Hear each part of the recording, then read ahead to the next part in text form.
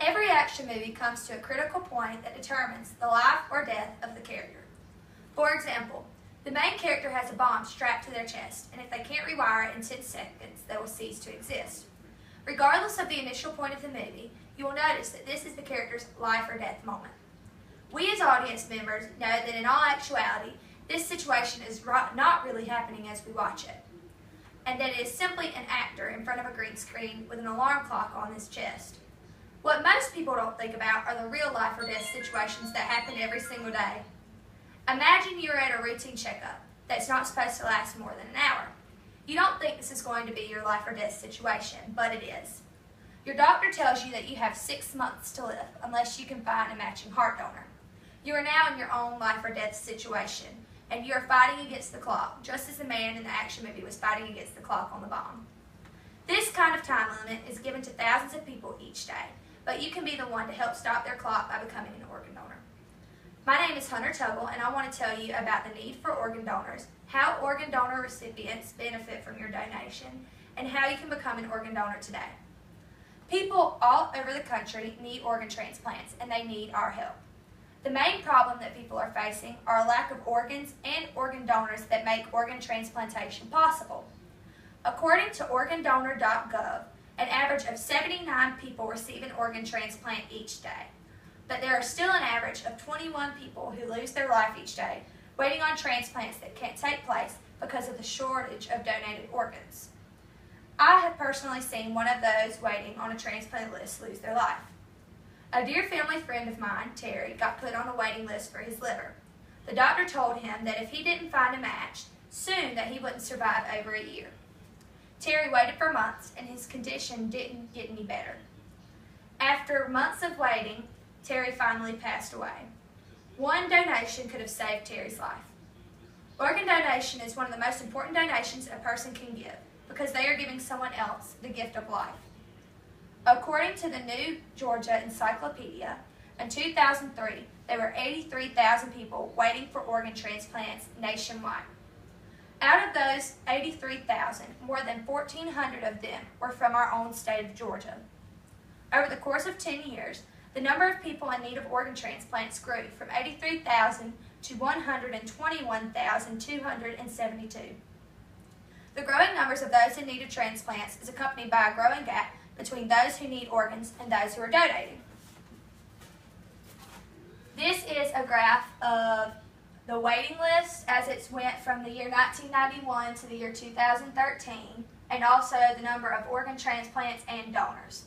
In blue is the number of those on the waiting list, and as you can see, it completely goes up from 1991 to 2013, and the increase goes from 23,198 to almost 100,000 more at 121,272.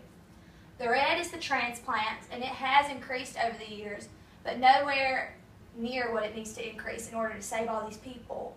And the donors have also increased from around 7,000 to roughly 14,000. But when you have a number like this that has escalated so much, a minimum of 14,000 isn't going to help 121,000 people. This graph just comes to show that the donors are needed now more than ever. There are various ways that you can validate that your organs will be donated. First, you should talk to your family about your decision to donate. They will be the ones who are in charge of your donation arrangements after your death. If they don't know about your choice to be a donor, then your wishes may never be carried out.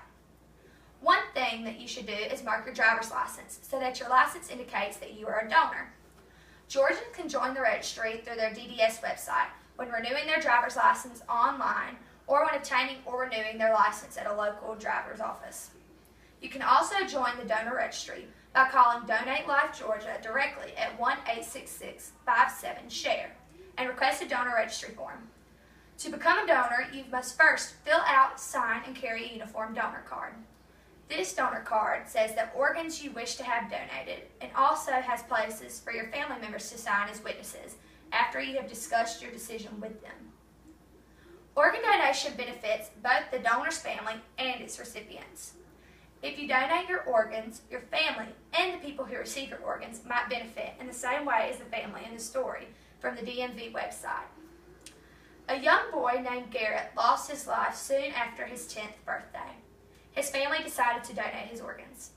By donating his organs, both Garrett and his family were able to touch previous precious lives and prevent another family from going through a similar tragic experience.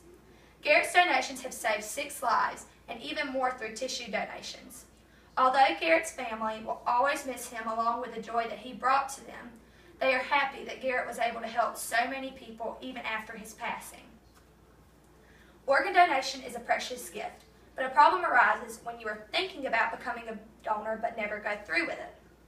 Your family might not know that you want to be a donor, so when you pass, they might not sign off for your organ donation.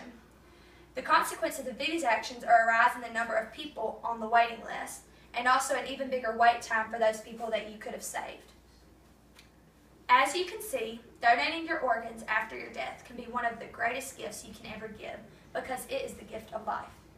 I've told you about the need for organ donors throughout the country, how you can become an organ donor after you die, and how your family and organ recipients benefit from your donation. You can become a donor by talking to your family and making sure they know you want to be a donor. Fill out and sign a donor card and indicate your wishes on your driver's license. What if the person waiting on the list in need of an organ was someone you loved? Imagine if your sibling unexpectedly died and you were able to meet the person who received their heart and is now living. Think of the satisfaction and possibility that you would know that they continue to live on. It's a simple task that could save so many people, so donate a life today. That was exactly 7 minutes.